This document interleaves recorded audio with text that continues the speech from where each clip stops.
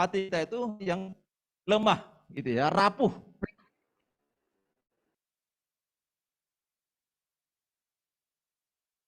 Persatuan dalam kerjasama dilandasi sehati sepikir, satu saji, satu tujuan.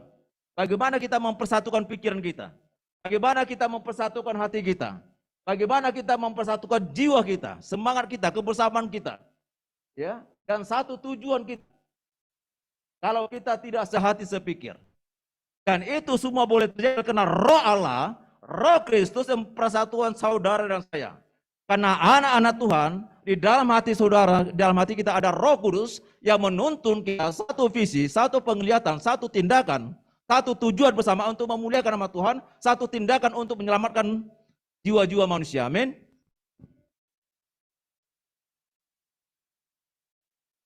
Ini tujuan apa? Tujuan Tuhan. Matius 8 ayat 19 sampai 20. Siapakah tubuh dalam arti rohani? Yaitu Yesus Kristus. Apakah anggota-anggota tubuh itu? Yaitu setiap orang yang sudah percaya pada Yesus Kristus. Kalau saudara dan saya sudah benar-benar menerima Yesus sebagai Tuhan dan Selamat, maka saudara adalah tubuh Kristus. Kita adalah anggota-anggotanya. Kita dibungkus oleh tubuh Kristus. Kalau kita tidak sungguh-sungguh Yesus sebagai Tuhan dan Selamat hidup kita, yang ditanda oleh darah tubuh Kristus. Insider, bukan insider.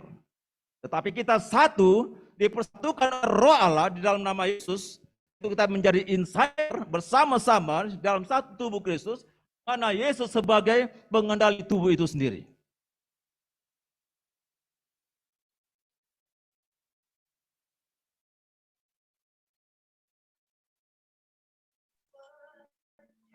Menjadi bagian tubuh Kristus.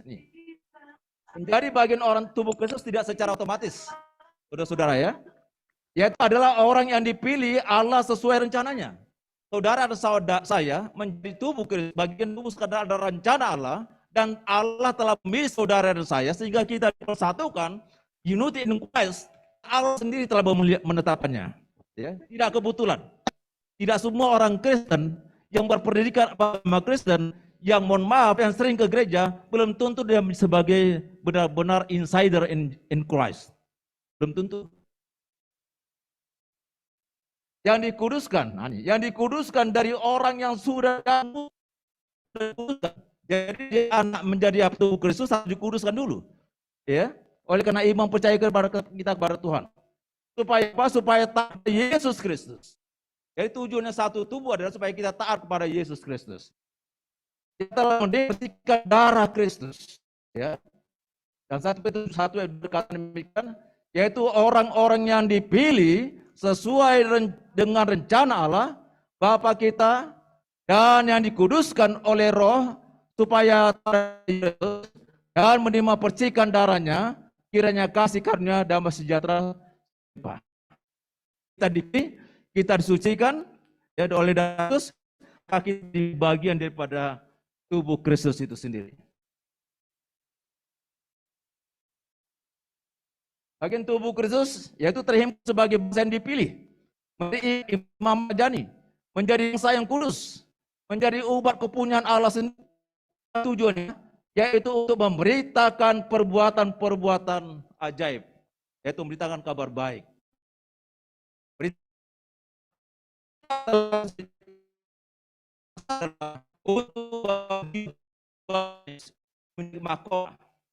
Makanya ada lagu kan, engkau cari untuk mahkota Yesus. Siapa yang kita cari intan tuh? Intan-intan yang apa ya? Adalah jiwa-jiwa yang sesat. Percaya pada Tuhan Yesus, kita layani, kemudian bertobat terima Yesus, kita mahkota Yesus. Membuat mahkota untuk Yesus. Kita membawa jiwa-jiwa tetapi untuk mahkota Yesus. Dan kita juga akan mendapat upah mahkota itu sendiri. Amin. Ya, itu tujuan kita ya. Sasaran kita adalah bagaimana Tuhan Yesus.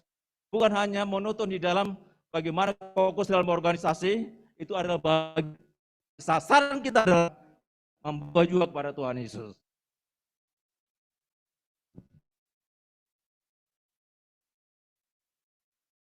29 katakan, ini ya, kamulah bangsa yang berdiri dan sebagainya. Kita lanjut.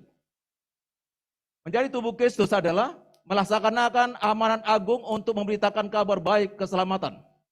Sebagai tubuh Kristus kita diperlengkapi untuk perbuatan baik. Saudara, Tuhan setuju utama adalah perbuatan baik. Bukan hanya perbuatan baik. Apakah tubuh bisa terlaku?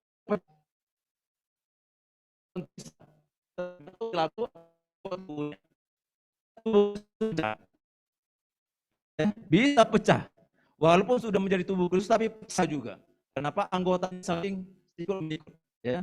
Seperti Esau dan Yakub dibungkus oleh ibunya mereka, tetapi tunjangan. Ya kan satu tubuh ya, tapi udah gotong-gotongkan gitu ya. Yang lebih buat tunjangan resolusi jadi anak belum gitu ya. Ya, kapan saja. Sebabnya tidak sebagai untuk namanya dalam Kristus. Kita melihat gereja terbelah menjadi dua kubu. Ada pendaran, yaitu doktrin atau pandangan iman, berdasarkan doktrin pemahaman. Ya. Kemudian ada perpecahan gereja mula-mula. Ya, ini salah satu saya ambil referensinya disebabkan oleh perbedaan pandangan tentang bagaimana menjadi pengikut Kristus. Gereja mula-mula.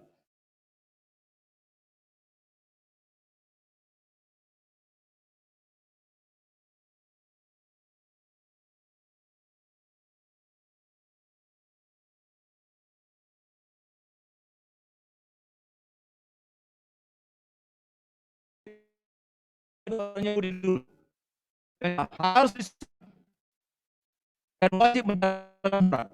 Itu kasih pemahaman daripada Petrus dan Yohanes ketika Yesus sudah naik ke surga. Ya. Dan itu dipertahankan terus. Tapi Paulus menentang itu. Tetapi Paulus dan Barnabas dengan keras melawan tersebut dan membantah pendapat mereka. Perpecahan Korintus terjadi akibat terbentuk kubu-kubu. Maksudnya begini.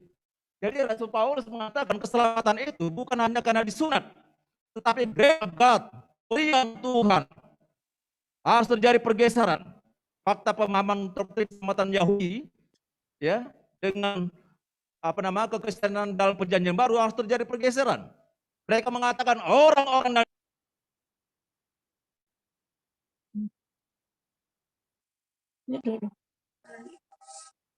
kok jadi gini.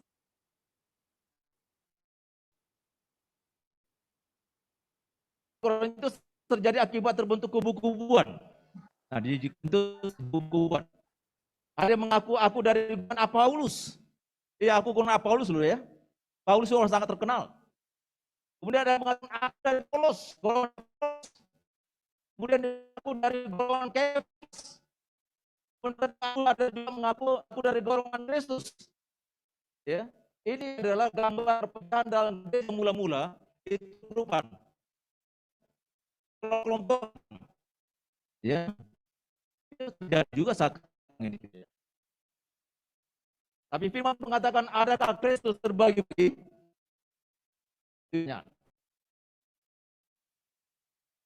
Perpecahan gereja masa kini ada berapa penyebabnya? Maaf, ini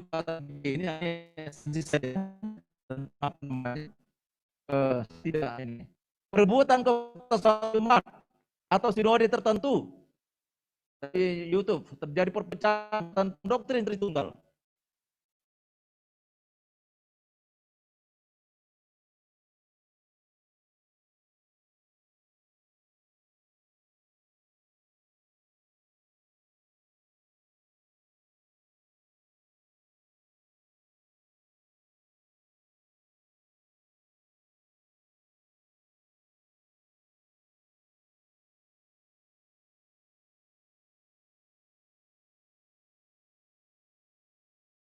Kubu.